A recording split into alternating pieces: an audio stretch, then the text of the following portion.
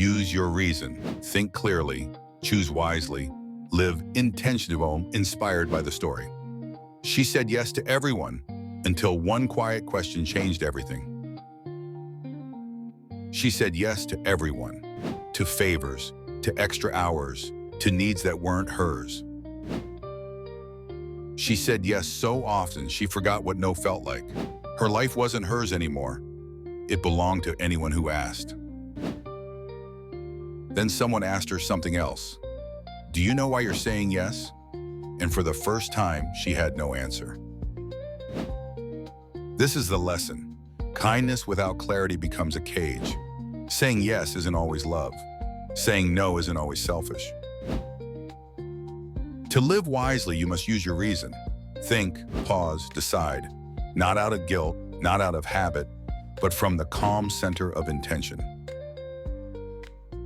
Philosophers have always said it, reason is your compass. Epictetus taught, if you're provoked, your mind agreed to it. Confucius believed harmony came from thoughtful choice. And great wisdom traditions remind us, to choose freely is to live freely.